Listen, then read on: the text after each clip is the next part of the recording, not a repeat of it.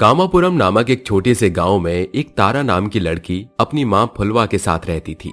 तारा बहुत ही नटखट थी और अब वो शादी के लायक हो गई थी। तारा की मां फुलवा और उसके पिता रामू तारा के लिए एक बहुत ही अच्छा रिश्ता ढूंढ रहे थे। उसी दौरान एक पंडित उनके पास एक विकी नाम के लड़के का रिश्ता लेकर आई, जिसके बाद फुलवा और रामू विकी के घर गए और उन्होंने अपनी बेटी तारा का रिश्ता विकी से तय कर दिया और 1 महीने बाद की तारीख निकलवा दी, जिसके बाद से वो अपनी बेटी की शादी की तैयारियों में लग गए।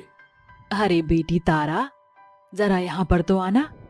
मैंने देख तेरे लिए कितनी अच्छी अच्छी साड़ियाँ मंगवाई हैं।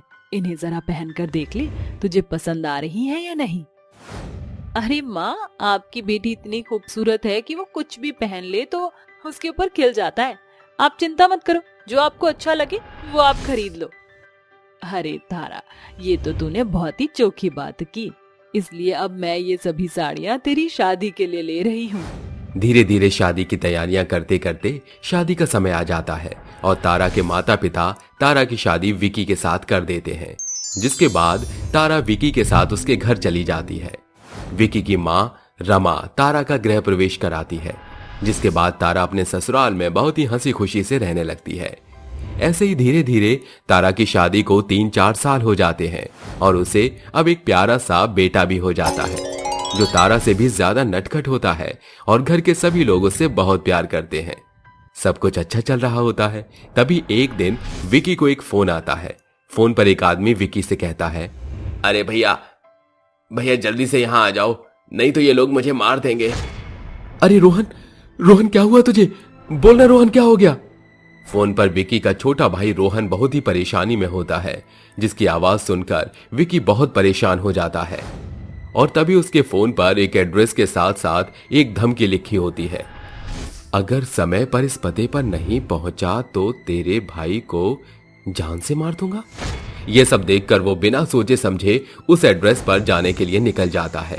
जैसे ही विकी उस एड्रेस पर पहुंचता है, वहां कुछ गुंडे रोहन को कैद करके उसके आसपास बंदूकें लेकर घूम रहे होते हैं। तभी उनमें से एक आरव नाम का लड़का विकी से कहता है, आखिर तो मेरे जाल में फंस ही गया, अब देखना तेरा क्या हाल करता हूं मैं। तूने मेरे साथ जो भी किया मैं तुझे उसकी सजा जरूर दूंगा। आरव विक्की का बिजनेस पार्टनर था, लेकिन किसी वजह से विक्की उससे अलग हो गया था और उसने अपना खुद का बिजनेस शुरू किया था। इस बात से चिढ़कर आरव अपने गुंडों के साथ मिलकर रोहन और विक्की को मरवा देता है, जिसके बाद वो उनकी लाश को पैक करके उनके घर भिजवा देता है। विक्की और रोहन की लाश को देखकर घर के सभी लोग बहुत परेशान हो जाते हैं और फूट फूट कर रोने लगते हैं। किसी को भी समझ नहीं आता कि आखिर ये काम किसने किया। वहीं दूसरी तरफ तारा की सास रमा रोते हुए बेवजह ही तारा को कोसने लगती है। अरे ये सब जो भी हुआ है, इस मनहूस करमजली की वजह से हुआ है। मैं जानती हूँ इसी ने मेरे बच्चों को मरवाया है। ये हमारे घर की खुशियों को देख नहीं सकती थी, इसने मेरे दोनों बच्चों को मरवा दिया। हाय मैं लुट गई, मैं बर्बाद हो गई, मेरी तो दोनों औलादी मुझसे छिन गई। माँ जी, आप ये कैसी बात कर रही हो? मैं भला क्यों ऐसा करूंगी? आप मुझे क्यों कोस रही हो? उस समय घर के बाकी सदस्य मिलकर रमा को समझाने लगते हैं, लेकिन रोहन और विक्की के मरते ही घर में केवल रमा और तारा ही रह जाते हैं। जैसे जैसे वक्त बीतता है, अब रमा तारा के ऊपर बहुत ही अत्याचार करने लगती है और छोटी छोटी गलतियों पर उसे मारने लगती है।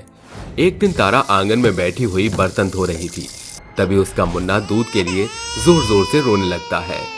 हे भगवान, मुन्ना को बहुत जोर से भूख लगी है, पहले उसे थोड़ा सा दूध पिला देती हूँ, उसके बाद बाकी के बर्तन धोऊंगी। बेचारी तारा अपने मुन्ना को उठाकर गोद में लेटा लेती है और उसके बाद वहीं बैठी हुई उसे दूध पिलाने लगती है। ये सब देखकर दूर से रमा अपने मन ही मन सोचती है, इस कलमुही से कहा था कि पहले बर्तन धो लियो, लेकिन नहीं, इसे मेरी बात सुननी ही नहीं है। आज मैं इसको मजा चखा कर ही रहूंगी, चाहे कुछ भी हो जाए। तभी रमा को अपने पास 2 तार दिखाई देते हैं।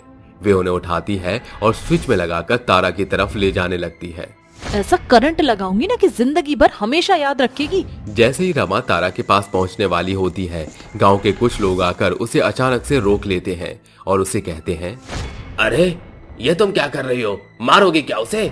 रमा, तुम इतनी बेरहम भी हो सकती हो, मैंने तो कभी सोचा भी नहीं था। अरे तुम्हें बिल्कुल भी शर्म नहीं आ रही है? बेचारी एक तो धूप में बैठी हुई बर्तन धो रही है, ऊपर से तुम हो कि उसे और उसके मुन्ना को बिजली का करंट लगाकर उसे मारने की कोशिश कर रही हो। नहीं नहीं, ऐसा कुछ नहीं है, तुम गलत समझ रही हो। मैं तो बस क्या? अरे मैं जानता हूँ तुम इसके ऊपर बहुत अत्याचार करती हो। अरे नहीं नहीं, ऐसा कुछ नहीं है, आप लोगों को कोई गलतफहमी हुई है। माँ जी तो बस केवल इन तारों को उठाकर ले जा रही थी ताकि मुझे इनसे करंट ना लग जाए। वो हमारे बारे में बहुत सोचती हैं। तारा गांव वालों को समझा बुझाकर वहां से भेज देती है, जिसके बाद तारा अपने मुन्ना को कमरे में सुलाकर दोबारा से बर्तन धोने लगती है। ये सब देखकर भी रमा को कोई फर्क नहीं पड़ता और वो अपने मन ही मन सोचती है, तुझे तो मैं मजा चखा कर ही रहूंगी।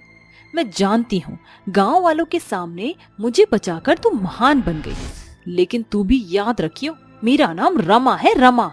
तुझे मैं छोड़ूंगी नहीं और तुझे इस घर से निकाल कर ही रहूंगी। रमा तारा को उस घर से निकालने की बहुत कोशिश करती है, लेकिन तारा अपने बच्चे और रमा को छोड़कर उस घर से कहीं नहीं जाती और वो अपनी सास रमा के खूब अत्याचार करने के बाद भी उसी घर में रहती है। ऐसे ही धीरे धीरे कई साल बीत जाते हैं और अब तारा का बेटा पूरब भी बड़ा हो जाता है, जिसके बाद तारा उसके लिए एक सुंदर सी लड़की ढूंढती है और उसकी शादी उससे कर देती है। लेकिन इतने सालों के बाद भी रमा का व्यवहार तारा के लिए बदलता ही नहीं है और वो उसे हमेशा कोसती रहती है। एक दिन पूरब की पत्नी राखी रसोई में काम कर रही होती है, तभी रमा को अचानक से बहुत तेज खांसी शुरू हो जाती है। उस समय तारा घर पर नहीं होती, इसलिए वो राखी को आवाज लगाते हुए कहती है, राखी राखी, मुझे एक ग्लास पानी पिला दो, मुझे बहुत जोर से खांसी हो रही है। राखी रसोई में अपने काम में व्यस्त होती है और वो जानबूझकर रमा की आवाज को अनसुना कर देती है और अपने मन ही मन सोचती है, अच्छा हुआ, आज तो इस बुढ़िया का क्लेश खत्म ही हो जाएगा। तभी वहां तारा मंदिर से वापस घर लौट आती है, जिसके बाद वो रमा की ये हालत देखकर तुरंत उसको पानी पिलाती है और उसकी दवाई देती है। ये सब देख रमा को अपनी की हुई सभी गलतियों पर बहुत पछतावा होता है, जिसके बाद रमा तारा से कहती है, मुझसे बहुत बड़ी गलती हो गई तारा तुझे समझने में। मैंने हमेशा तुझ पर अत्याचार किया और अपने दोनों बेटों के मरने का दोष भी तुझे दे दिया। आज मुझे मेरी अहमियत समझ आई है। तुझे मैंने इस घर से निकालने की कितनी कोशिश की, लेकिन फिर भी तूने हमारा साथ नहीं छोड़ा और इस घर को घर बनाया। मुझे अपनी गलती पर बहुत पछतावा है, हो सके तो मुझे माफ कर देना। माँ जी, आप ऐसा क्यों सोच रही हो? आप मेरी माँ जैसी हो और ये घर मेरा भी तो घर है। मैं अपने घर और परिवार को छोड़कर कैसे जा सकती थी भला? तारा की बात सुनकर रमा की आंखों में आंसू आ जाते हैं, जिसके बाद वो उसे गले से लगाती है और सबके साथ एक खुशहाल जीवन जीने लगती है।